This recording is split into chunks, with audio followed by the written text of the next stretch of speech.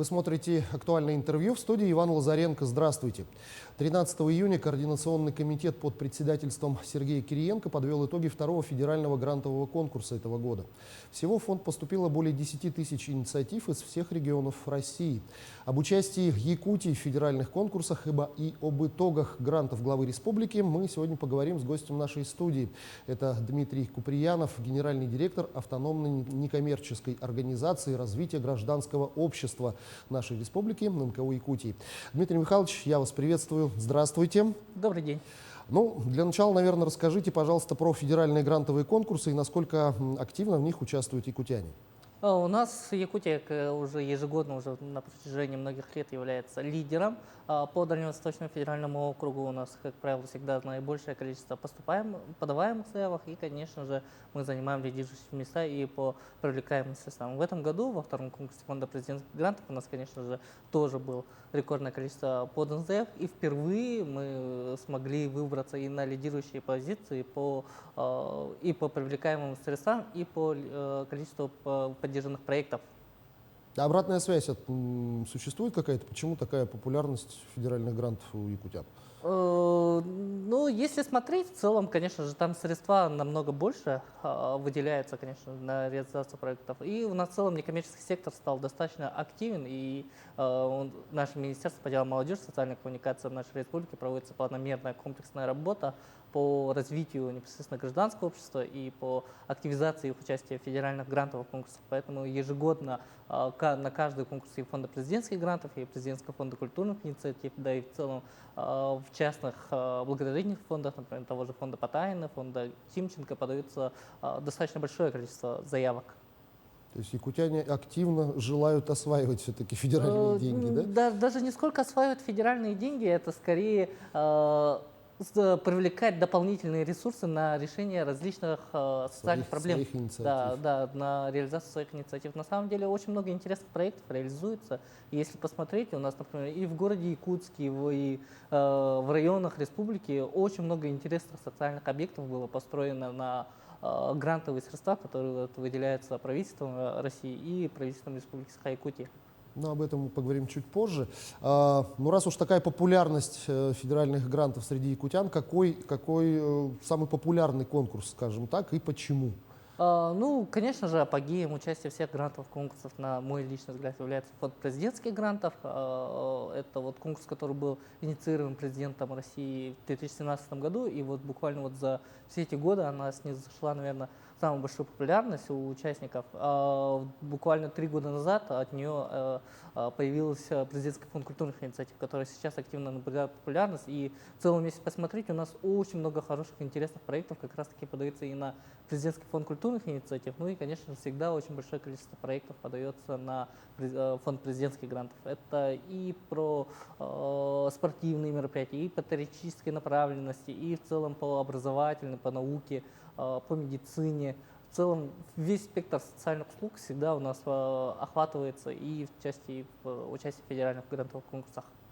Давайте поговорим о жизни после победы в конкурсе, как идет реализация проекта. Это, наверное, самый волнительный и интересный момент для наших победителей. В целом, во всех конкурсах, конечно же, мало просто написать заявку, это всегда процесс реализации является очень важным моментом. И тут участники, конечно же, встречаются с разными моментами. Мы, как наше Министерство по делам молодежи и социальной коммуникации и в целом ресурсные центры нашей республики стараются помогать потенциальным победителям, то есть всегда есть их контакты, всегда есть возможности выхода на самих победителей, а у самих победивших и тех, кто хочет принять участие, есть выходы на ресурсные центры. И в целом помощь, конечно же, оказывается разная.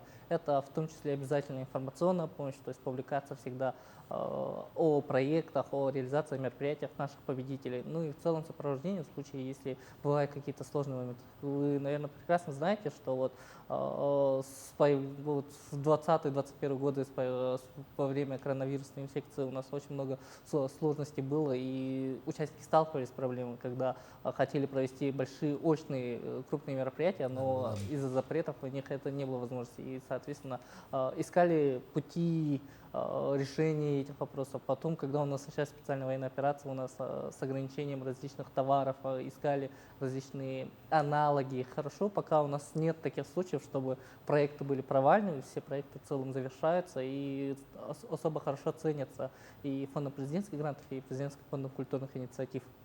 В принципе, о работе некоммерческих организаций мы нашим зрителям рассказываем регулярно, и после выхода какого-то того или иного материала к нам нет-нет, да поступают вопросы от зрителей, где можно получить консультацию, если появилось желание открыть некоммерческую организацию и принять участие вот в одном из таких конкурсов.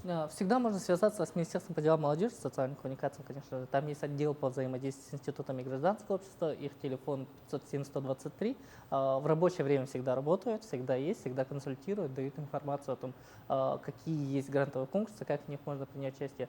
И на портале грантов главы Республики Саха-Якутия есть очень много хороших разделов, прям таких информативных, где подробно рассказывается, и тоже в новостях пока публикуется информация о том, какие есть грантовые конкурсы, где идет прием заявок. В социальных сетях министерства имеется информация, и, конечно же, любую консультационную помощь бесплатную можно получить у наших региональных и муниципальных ресурсных центров. У нас региональных ресурсных центров у нас 6 штук, контакты есть на портале грантов главы, и практически во всех муниципальных районах республики есть муниципальный ресурсный центр, где специалисты на месте тоже помогают в оформлении, в консультации, в оформлении заявок.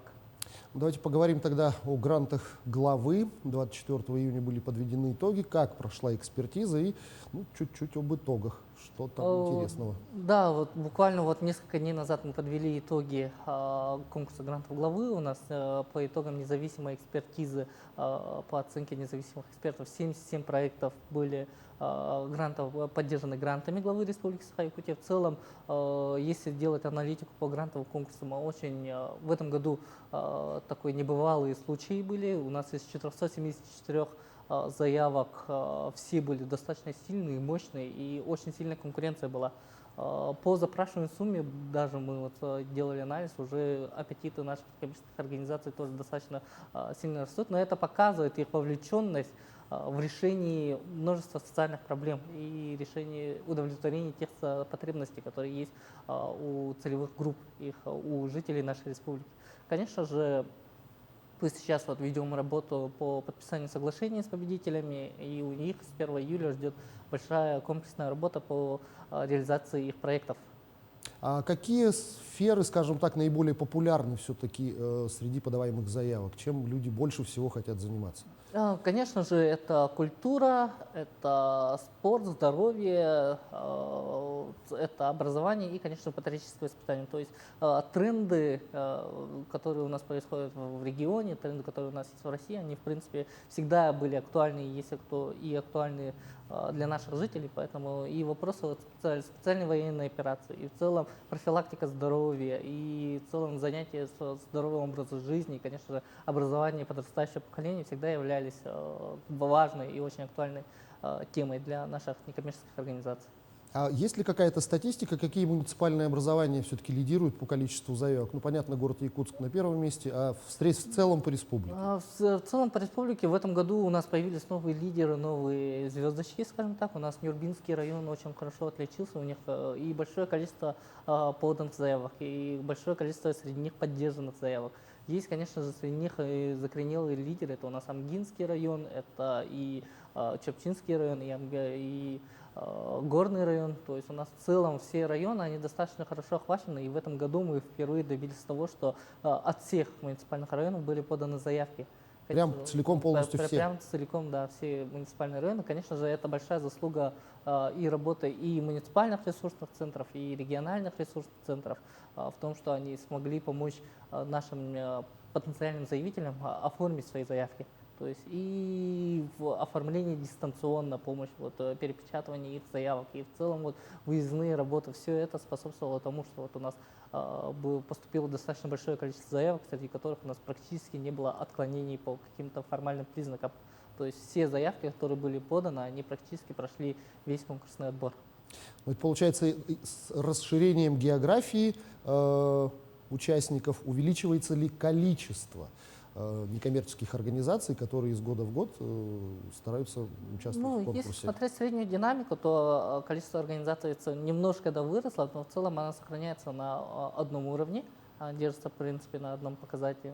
Небольшие увеличения есть, конечно, но опять-таки многие организации в целом, это всегда организации с многолетним опытом, которые участвовали. И, конечно же, есть организации, которые только зарегистрируются, и у нас даже есть победители среди тех, кто новички, да? Да, кто новички. То есть в этом плане наши эксперты и независимые эксперты, они смотрят не сколько на организацию, в частности, а в целом на сам проект. И в этом плане наш конкурс достаточно уникален и интересен, потому что она дает возможности для реализации проектов абсолютно всем заявителям потенциальным. Главное, чтобы заявка была хорошо оформлена.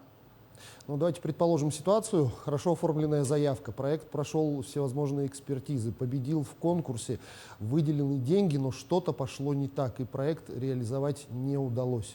Вот что в этом случае должно произойти с некоммерческой организацией и деньгами? Это, конечно, самый такой пессимистичный сценарий, но мало ли, вдруг он произойдет с кем-то. К счастью, за все года, сколько у нас конкурсы проходят, ни разу такой ситуации не было, что мы прямо так делали.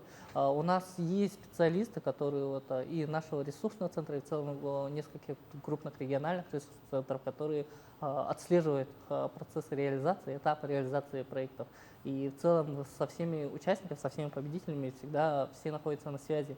И в случаях, когда что-то собирается идти не так, а это, в принципе, зачастую бывает и с опытными, на самом деле. Да, и с опытными. Всякое может быть, конечно, но во всяком случае это можно предвидеть, и заранее можно составить дополнительные соглашения о внесении каких-либо незначительных изменений, перенести сроки или, может быть, перекинуть бюджеты в рамках нескольких статей. И это в рамках комиссии по дополнительным соглашениям, это всегда рассматривается и по большей части всегда идут навстречу. Поэтому я и говорю, что за столько лет не было еще случаев, чтобы было так, что проект полностью не реализовался, все было плохо. И конечно же, система сама подобрана выстроена таким образом, что если вообще ничего не реализовано, ничего не получилось, то, конечно же, средства просто возвращаются в бюджет, и проект просто считается нереализованным.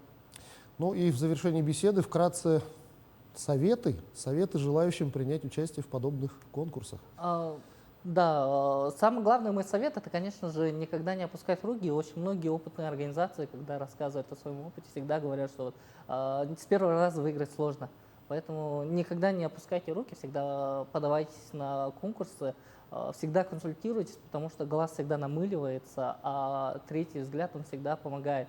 И, конечно же, обращайтесь в наши ресурсные центры и участвуйте в различных грантовых конкурсах. Буквально ближайший грантовый конкурс Президентского фонда культурных инициатив уже стартанет в июле, это буквально через 2 недели. И там уже можно будет попытать счастье и выиграть свои заветные средства на реализацию вашего проекта. Что ж, большое спасибо вам за эту увлекательную и очень интересную беседу. Желаю вам удачи в вашей работе. Спасибо. А я напомню, это была программа «Актуальное интервью». С вами был Иван Лазаренко. До встречи в эфире.